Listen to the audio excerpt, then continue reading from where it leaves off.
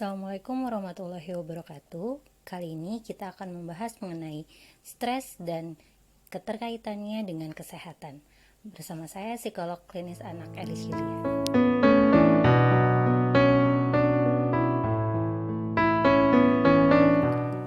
Pernah gak sih kalian merasa lagi stres banget, terus akhirnya jadi sakit kepala, jadi sakit perut, jadi sakit mual?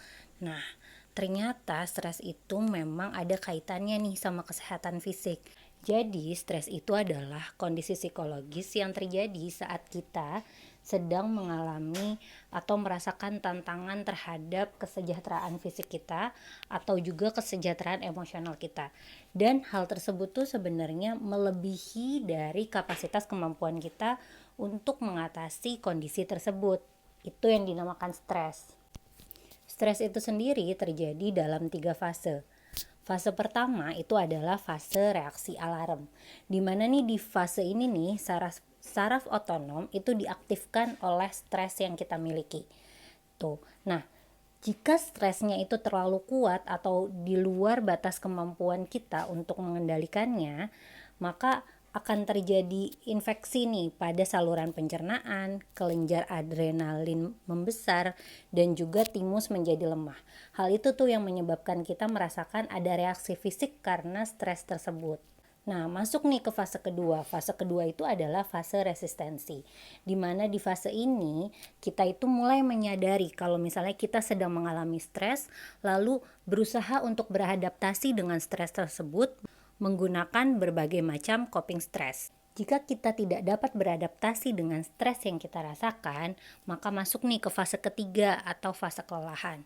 Dimana di fase ini hormon-hormon stres itu mendominasi di dalam tubuh atau hormon stresnya itu banyak nih bereproduksinya, yang membuat terjadi berbagai kerusakan di dalam tubuh kita yang sulit sekali untuk diperbaiki. Untuk memahami stres dengan lebih jauh, kita perlu paham nih 3 term tentang stres. Yang pertama itu ada stresor, stres, dan juga coping stress. Dimana stresor itu yang dimaksud dengan stresor itu adalah pemicu stres. Jadi apapun yang dapat memicu stres kita itu dinamakan stresor. Dan yang selanjutnya itu adalah coping stress. Coping stress itu adalah bagaimana kita beradaptasi dengan stres tersebut dan menyelesaikan stres tersebut. Adapun beberapa faktor yang mempengaruhi dampak stres bagi seseorang yaitu yang pertama yaitu tingkat keparahan stres. Semakin parah stres yang dirasakan oleh individu tersebut, maka dampak yang ia rasakan pun akan semakin besar. Yang kedua yaitu waktu yang dibutuhkan dalam proses penyembuhan.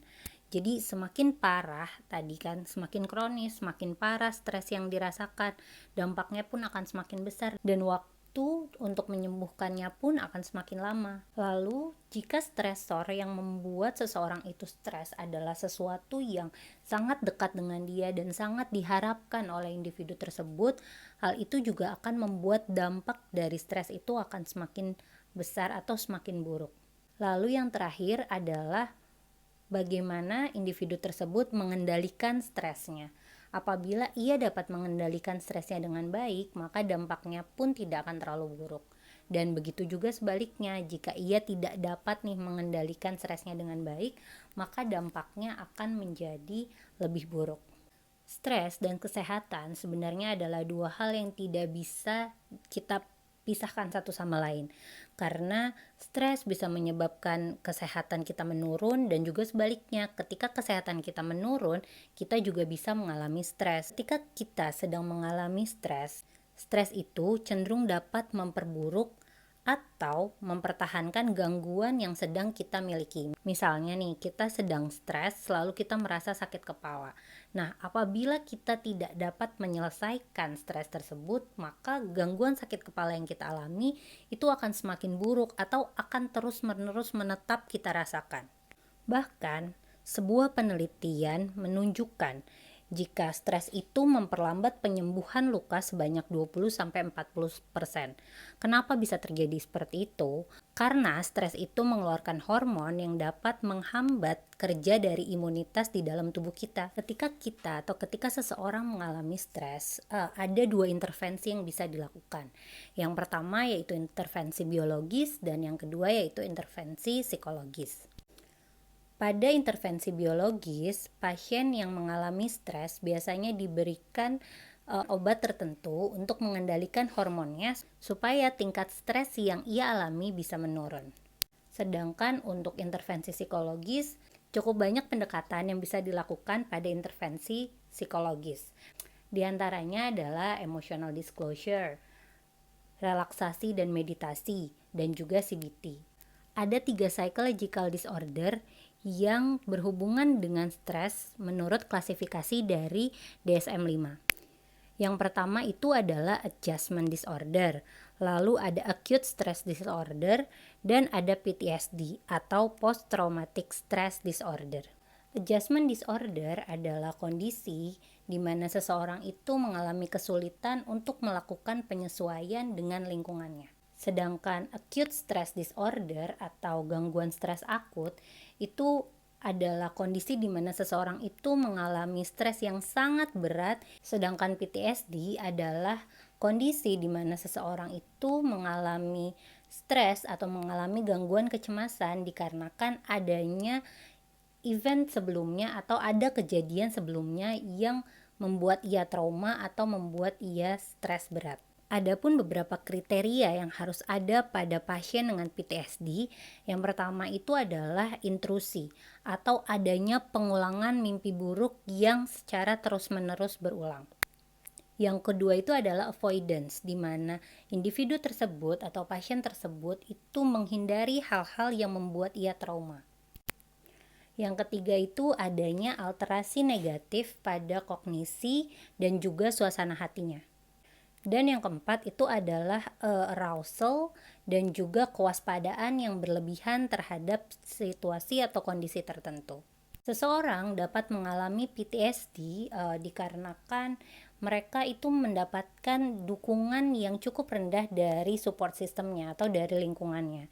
Selain itu, orang-orang yang memiliki kecenderungan untuk mengalami emosi negatif juga memiliki kemungkinan yang lebih tinggi untuk mengalami PTSD. Pasien PTSD juga menunjukkan jika mereka itu memiliki masalah depresi dan kegelisahan sebelumnya, atau dari riwayat keluarganya itu ada yang pernah mengalami depresi. Karena stres dan kesehatan itu memiliki hubungan yang cukup erat atau saling terkait satu sama lain, maka sangat dianjurkan untuk seseorang dapat mengelola stresnya dengan baik supaya kesehatan fisiknya juga terus terjaga.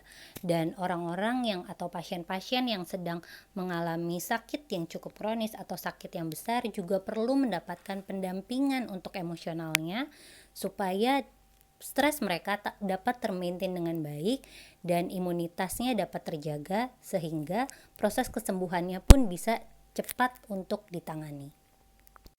Itu tadi penjelasan mengenai stres dan juga kesehatan. Semoga pemaparan yang baru saja saya berikan dapat dipahami dan juga menambah wawasan dari kalian semua.